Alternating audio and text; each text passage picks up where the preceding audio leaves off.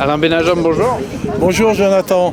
Alors aujourd'hui, 2 mai 2015, vous fêtez un anniversaire pas très réjouissant, celui du massacre d'Odessa. Est-ce que vous pouvez revenir pour les internautes sur ces événements qui ont marqué l'Ukraine l'an passé? Eh bien, c'est quasiment après le Maïdan, c'est-à-dire après le coup d'État néo-nazi, fasciste, organisé par les États-Unis, comme tout le monde le sait. Il a commencé à avoir dans toute l'Ukraine des manifestations d'opposition contre ce coup d'État. Et notamment à Odessa, une partie de la population était tout à fait contre ce coup d'État, a manifesté. D'ailleurs, il y a eu une grande manifestation à Odessa. Et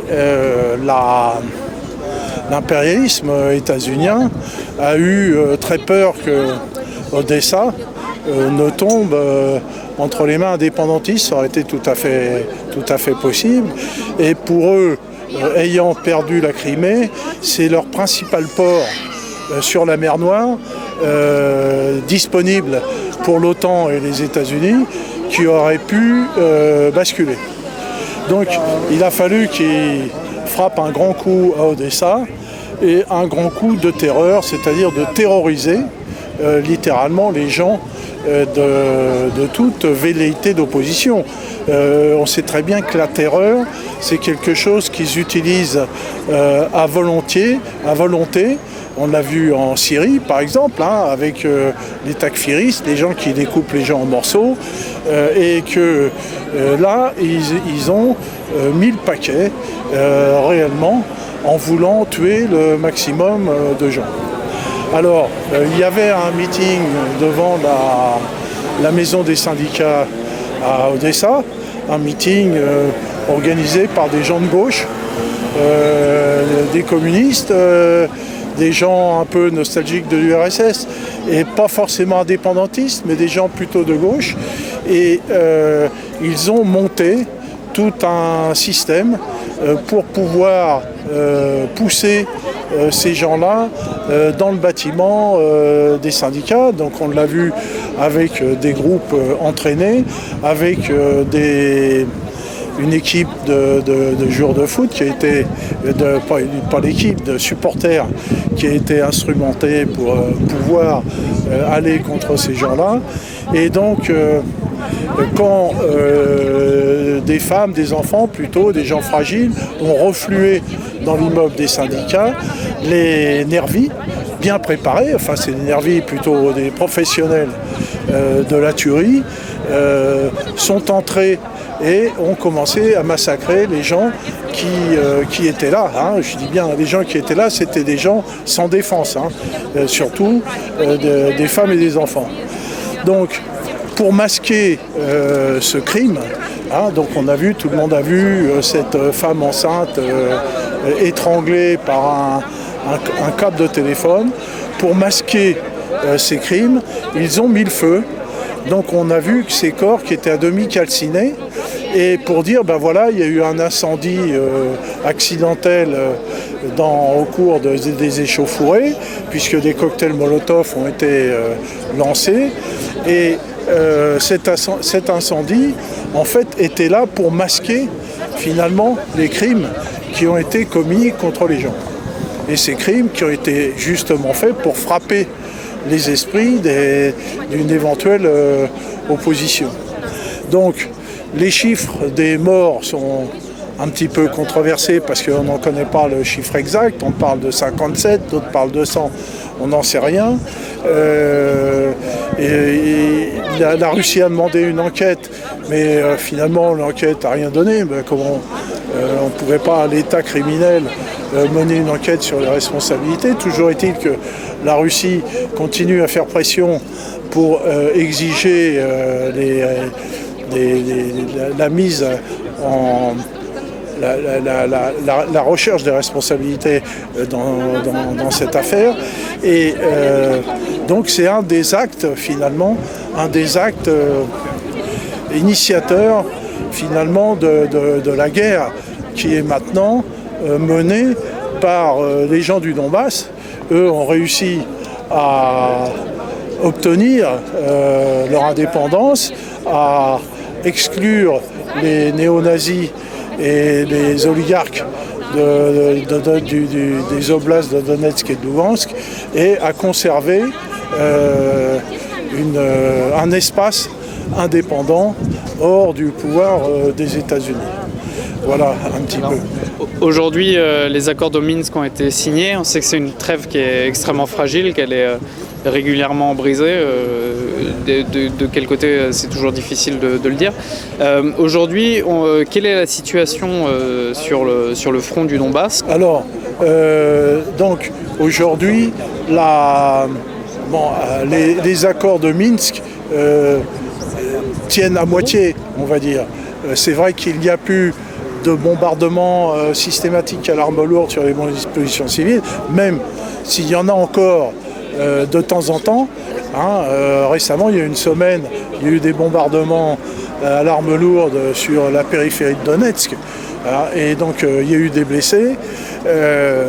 Donc il y a en gros quand même deux points de fixation militaires extrêmement importants. Il y a dans le sud, entre Novo-Assorsk et Mariupol, des combats souvent très très violents, puisque l'OSCE a compté dans une journée plus de 50 départs, coups de canon de char. D'ailleurs, les Ukrainiens protestent contre ce rapport de l'OSCE. Donc il y a des attaques permanentes sur le front sud de la part du bataillon Azov, et donc les forces républicaines résistent. Alors c'est une région, dans les deux régions combattantes, nos volontaires français sont impliqués, en première ligne. Dans la région de Novo-Assorsk, donc ce sont les volontaires autour de Victor qui sont tout à fait à la défense. Et un autre point de combat aussi perpétuel, c'est autour de Pesky et de l'aéroport. Et là, il y a aussi des combats très importants. Un des compagnons de nos volontaires français, un ancien légionnaire brésilien, a même été gravement blessé dans cette région. On a vu des vidéos.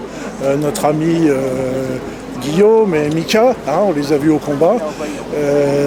Donc là, il y a des combats perpétuels dans ces deux régions. Voilà. Donc on assiste aussi à un regroupement des forces de Kiev, à des regroupements d'armes lourdes. On sait que les conseillers américains sont plus proches du front, sont là au contact pour soutenir les forces de Kiev, qui ont ramené des moyens considérables en hommes et en matériel, et on s'attend à une offensive sous peu.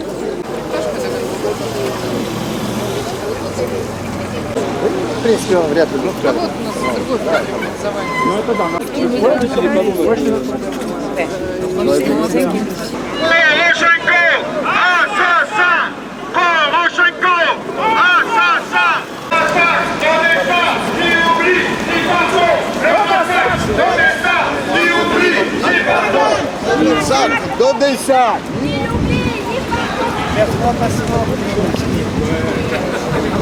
VHL, Odessa, te connais.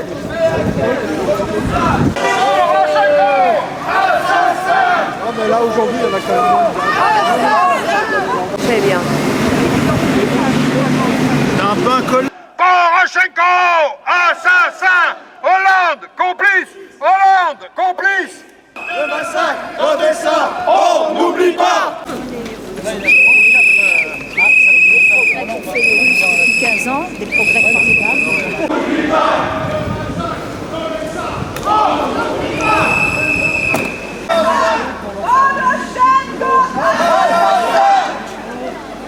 De la patrie, le jour de gloire est arrivé.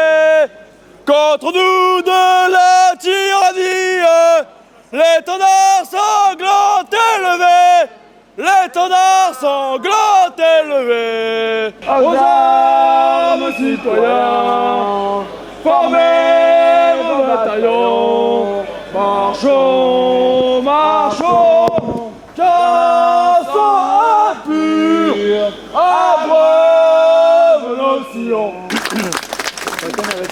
Alors, je voulais juste dire deux mots. Il y a quelqu'un qu'on a oublié, que Bruno a juste effleuré. C'est Bernard-Henri Lévy. C'est un assassin. Et je suis étonné qu'on ne l'ait pas encore cité devant la Cour pénale internationale. Cet homme, il a les mains tachées de sang. Voilà, c'est tout ce que je voulais dire. Et ne l'oublions pas. Hein. Il était à Kiev.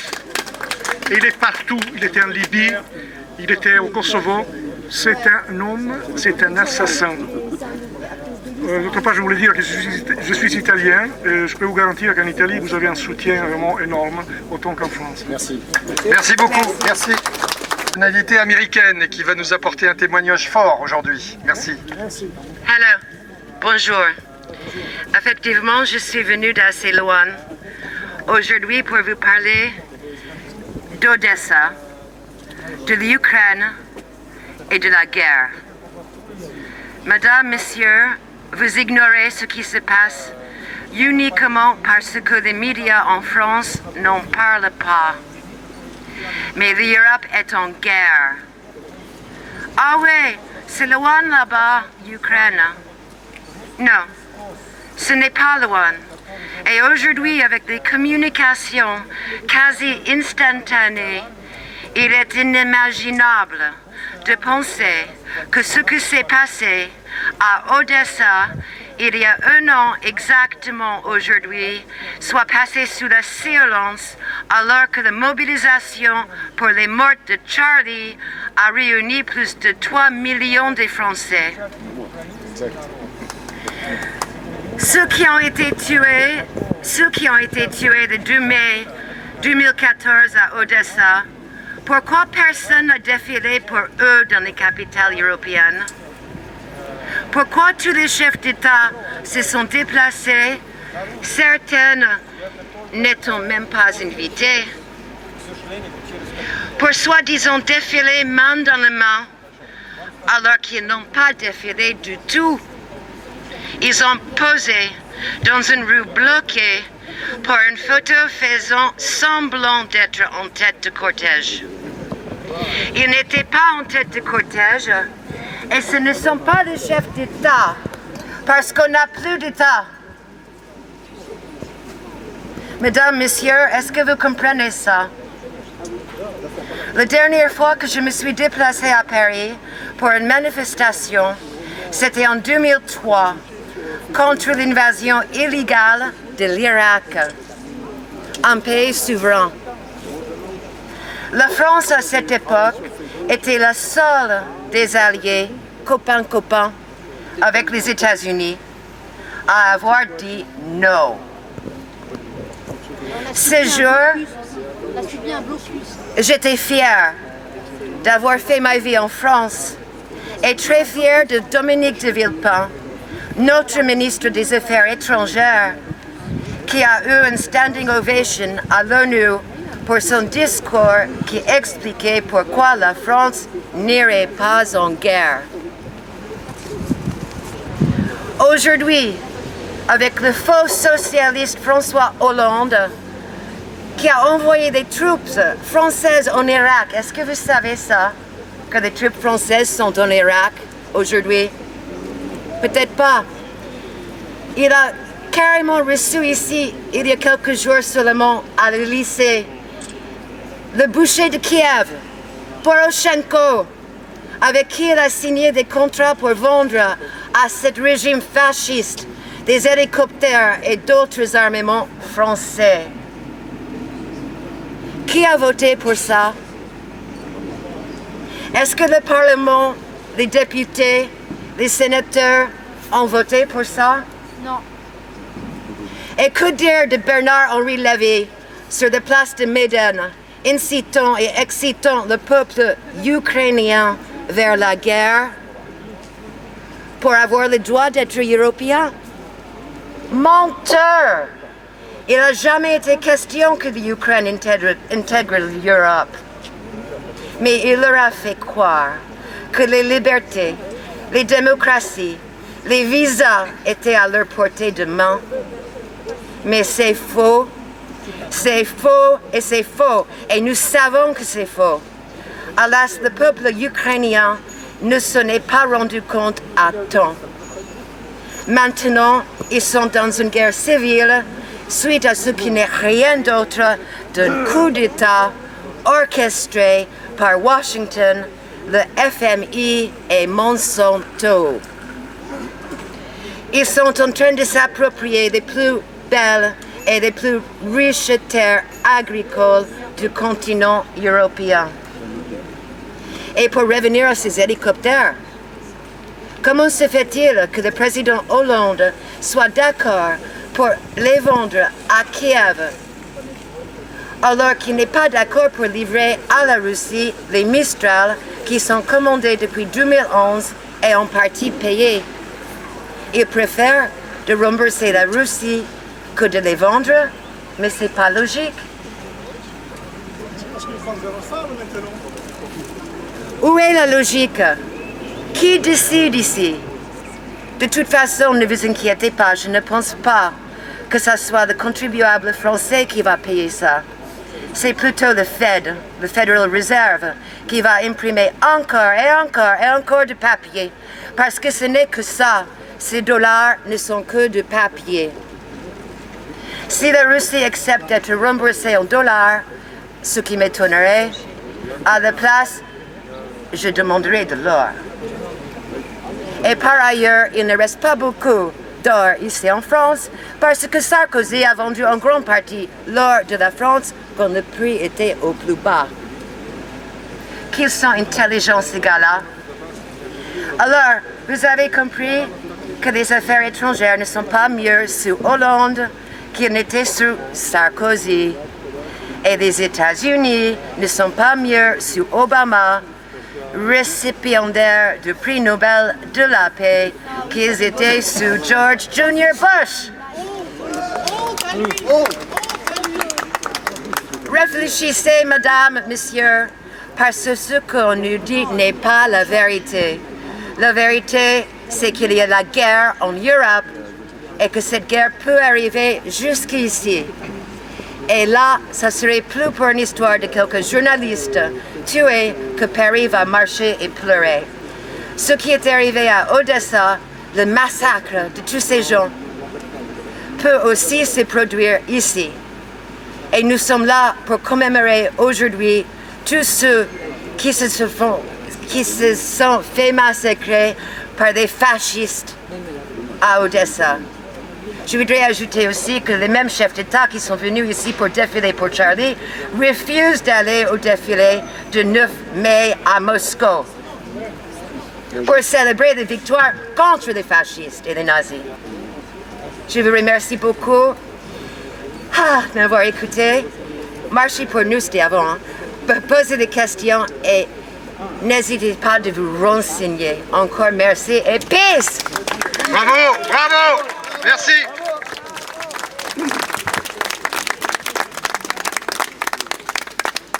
Nos concitoyens préfèrent nettement mieux se préoccuper des dernières nouvelles qui viennent de Monaco ou bien des dernières frasques de Nabila, sans doute. L'Union européenne, c'est un fait établi et moribonde. Elle surnage dans une crise économique systémique et malgré cela, elle se paye un dernier luxe. Un peu comme ces vieux séducteurs sans argent qui se mettent à entretenir une danseuse pour se donner l'illusion qu'ils existent encore. L'Ukraine est notre danseuse, ce pays démantelé par les forces occidentales qui a un besoin permanent de subsides pour survivre. La guerre lui coûte des sommes colossales. Les hommes ukrainiens ne sont plus au travail. Un gros pourcentage d'entre eux a déjà été tué au combat, mais le marchand de chocolat, lui, il est têtu. Il ne veut pas abdiquer. Alors l'Union européenne est là pour casquer avec nos impôts. C'est tellement plus simple ainsi. Le côté paradoxal de toute cette affaire n'a pas effleuré les neurones de nos dirigeants, trop occupés à faire bonne figure face au maître Yankee. Il faut que le maître soit satisfait et rassuré à propos de notre allégeance permanente.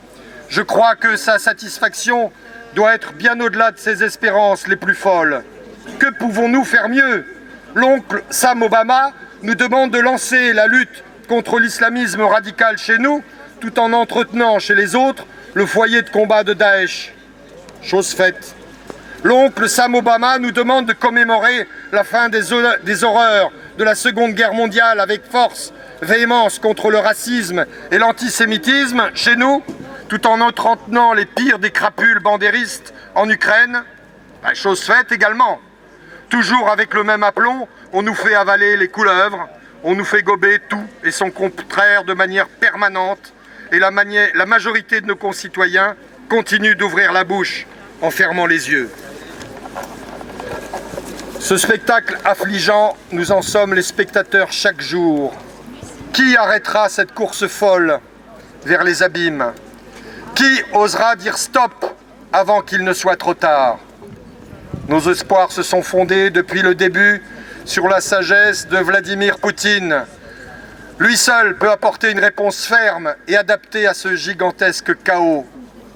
Aujourd'hui, nous sommes là pour que nos pensées et nos prières aillent à ce valeureux peuple qui se bat et qui gagne face à cette hydre immonde. Les suppliciés d'Odessa seront toujours dans nos cœurs et nos pensées. Je terminerai, une fois n'est pas coutume, en citant un journaliste français de l'hebdomadaire Marianne. Il s'agit de Jacques Dion. Voilà ce qu'il écrivait le 6 mai 2014, 4 jours seulement après le massacre. Imaginons que ce qui s'est passé à Odessa le 2 mai ait eu lieu à Maïdan, à Kiev. Imaginons que des révoltés ukrainiens cernés par les partisans de l'ancien régime se soient réfugiés dans la maison des syndicats et que cette dernière ait été incendiée avec des forces hostiles sous les yeux d'une police impassible. Imaginons que l'on y ait trouvé une quarantaine de cadavres calcinés. Que se serait-il passé? L'émotion aurait été à son comble dans les capitales occidentales. Le gouvernement aurait crié au meurtre de masse commis par des sbires de Yanukovych. Il y aurait vu la preuve manifeste de mœurs barbares dans une ville si près de l'Union européenne, à quelques heures de vol de Paris. Des intellectuels de renom auraient aussitôt pris l'avion pour Kiev afin de crier leur solidarité. BHL aurait déjà choisi sa chemise blanche spéciale média. Des pétitions circuleraient, l'Europe condamnerait. Laurent Fabius invoquerait les valeurs universelles bafouées. Et là, rien. Ou presque. Pas de protestation, pas de dénonciation, pas d'admonestation, si ce n'est à l'égard de Moscou. À croire que ce sont des espions russes, déguisés en Ukrainiens pro-occidentaux, qui ont fait brûler ceux qui ne jurent que par la Russie éternelle. Certains qui ne reculent devant rien ne se sont pas éloignés de le suggérer. Au nom de l'Union européenne, Catherine Ashton a juste demandé une commission d'enquête pour savoir ce qui s'est passé ce jour maudit, comme si chacun l'ignorait. On connaît l'engrenage qui a conduit au face-à-face entre les séparatistes et les manifestants pro-Kiev. On sait que parmi ces derniers, il y avait des activistes d'extrême droite du parti Pravi Sector. Ce sont eux qui ont incendié la maison des syndicats avant de regarder griller ceux qui étaient pris au piège. Des témoignages en font foi, des photos circulent, aucun doute n'est possible. Mais la presse met les pieds noirs, à l'instar du Monde, journal pour lequel, quoi qu'il se passe, la conclusion est toujours la même, la responsabilité russe est écrasante. Voilà. C'est bon ? Pourquoi la télévision française n'a-t-elle pas mené de travail d'investigation sur la chaîne de... comme la chaîne de télévision allemande ARD, selon laquelle nombre de morts du Maïdan avaient été abattus par des balles en provenance de leur propre camp. En France, les médias présentent cette situation d'une manière aussi caricaturale que pendant l'éclatement de l'ex-Yougoslavie. De même qu'à l'époque, il y avait de bons bosniaques et les méchants serbes. Cette fois, il y a les bons Ukrainiens, pro-européens, même quand ils sont ultranationalistes, et les méchants Ukrainiens pro-russes, et donc aussi détestables que le furent les Soviétiques. C'est le grand jour du manichéisme et du raisonnement binaire. La réalité n'est jamais analysée dans ses contradictions. À la radio, comme à la télévision, l'histoire se résume à un raisonnement simple. L'ennemi public numéro 1, c'est Poutine. Voilà. Moralité, ceux qui se moquent de l'embrigadement médiatique à Moscou feraient mieux de balayer devant leur porte. Voilà ce qu'écrivait ce journaliste tout juste après le massacre d'Odessa. Comme quoi, rien n'est perdu, n'est-ce pas? En conclusion, je pense à cette ville d'Odessa, dont les liens avec notre pays sont extrêmement puissants, puisque un des pères fondateurs de la ville fut un Français, Armand Duplessis. C'est Pouchkine qui écrivait que lorsqu'on était à Odessa, on se sentait en Europe. Cette ville a connu un des pires drames de notre siècle. Les meurtriers et les commanditaires de ce meurtre de masse devront payer. Ils ne connaîtront jamais ni le pardon, ni la paix. Unissons-nous à tous ceux qui ont ce but afin que justice soit faite. Je vous demande maintenant une minute de silence en mémoire des suppliciés d'Odessa, s'il vous plaît.